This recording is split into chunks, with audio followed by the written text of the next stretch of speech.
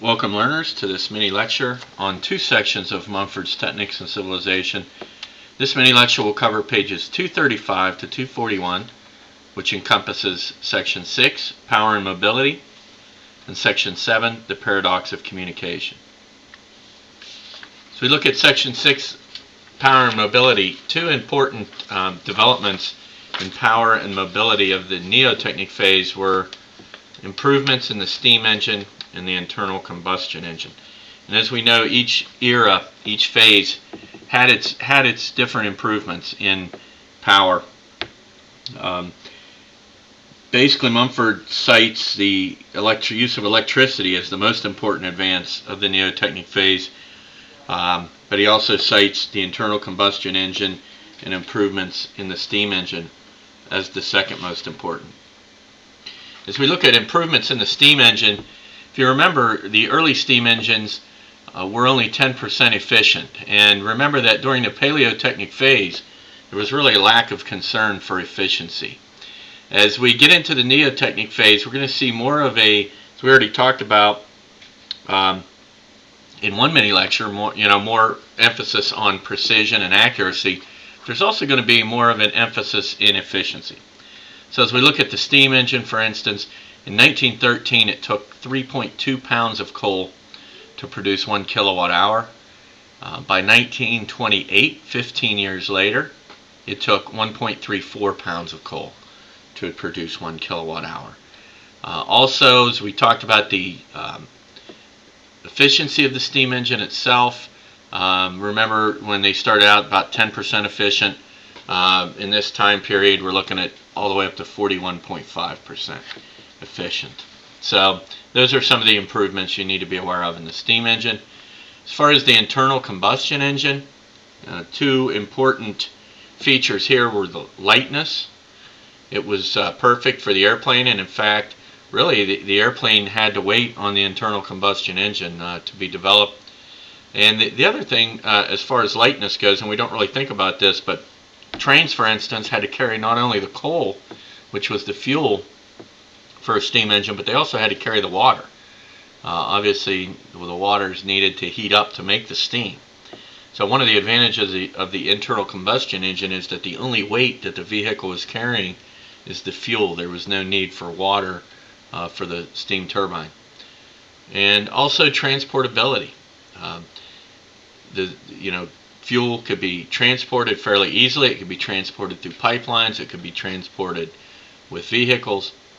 The actual engine itself, the steam engine needed to be placed where the stoker, the guy who threw the coal into the engine, could be where it would be accessible.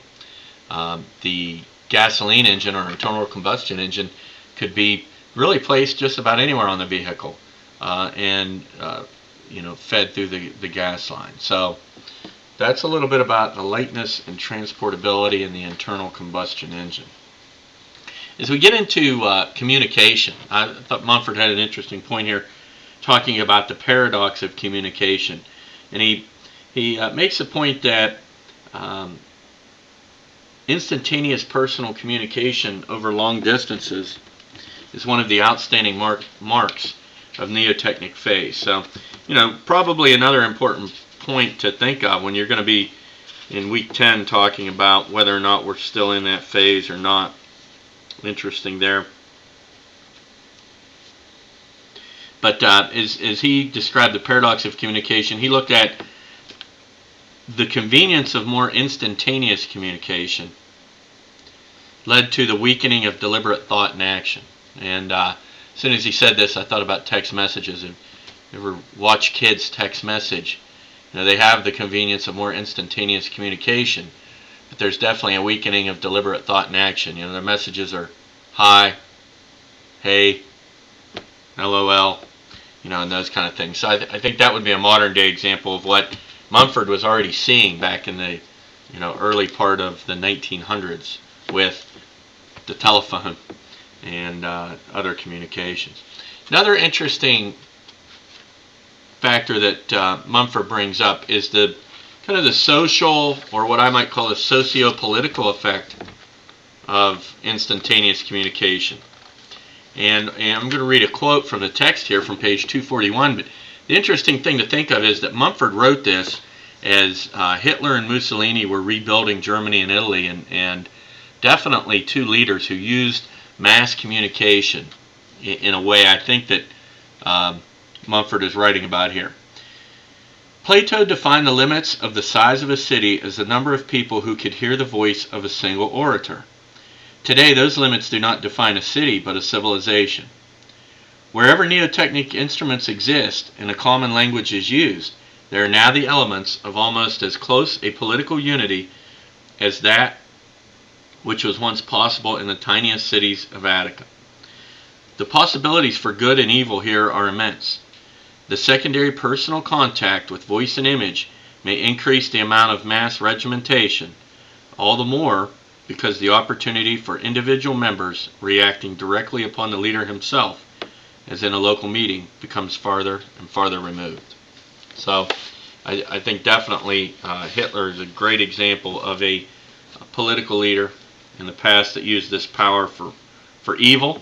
If we want to look at modern day examples, if you look at the recent coup, if you want to call it, in Egypt, being facilitated to a certain point and driven to a certain point by communication on Facebook and those types of social media. Pretty interesting is that that quote from Mumford is relevant, I guess, as far as uses for good. So as we summarize this mini lecture, the internal combustion engine and improvements in the steam engine were the second most important advances in the neotechnic phase. Instantaneous communication over long distances is one of the outstanding marks of the neotechnic phase. And as always, remember to complete the activities that correspond to this mini lecture, both with the paradox of communication and with power and mobility. And also remember to complete the 2 essay questions on the Learning Session 9 assessment. Thank you for watching this mini lecture, and have a good day.